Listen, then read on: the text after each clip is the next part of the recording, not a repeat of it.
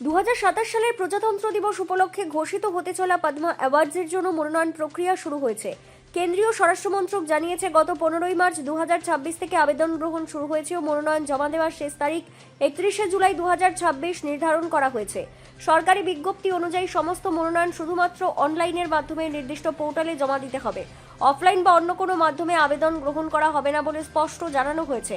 দেশের অন্যতম সর্বোচ্চ অসামরিক সম্মান পদ্মা বিভূষণ, পদ্মভূষণ ও পদ্মশ্রী এই তিনটি বিভাগে দেওয়া হয়। 1954 সালে চালু হওয়া এই পুরস্কার প্রতি বছর রিপাবলিক ডে ঘোষণা করা হয়। শিল্প, সাহিত্য, শিক্ষা, ক্রীড়া, চিকিৎসা, বিজ্ঞান, সমাজসেবা ও জনসেবা সহ বিভিন্ন ক্ষেত্রে অসামান্য অবদান রাখা ব্যক্তিদের এই সম্মান প্রদান করা হয়ে থাকে। স্বরাষ্ট্র মন্ত্রক জানিয়েছে, সাধারণ নাগরিকদেরও নিজেদের বা অন্য যোগ্য ব্যক্তিদের নাম মনোনয়ন করার আহ্বান জানানো হয়েছে। বিশেষ করে মহিলা, তপশিলি জাতি ও উপজাতি সমাজের পিছিয়ে পড়া শ্রেণী ও নিঃস্বার্থ সমাজসেবায় নিয়োজিত ব্যক্তিদের সামনে আনতে বিশেষ গুরুত্ব দেওয়া হচ্ছে।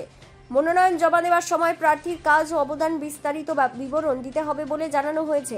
বিস্তারিত তথ্য পাওয়া যাবে স্বরাষ্ট্র মন্ত্রকের অফিসিয়াল ওয়েবসাইট ও পদ্মা অ্যাওয়ার্ডস পোর্টালে।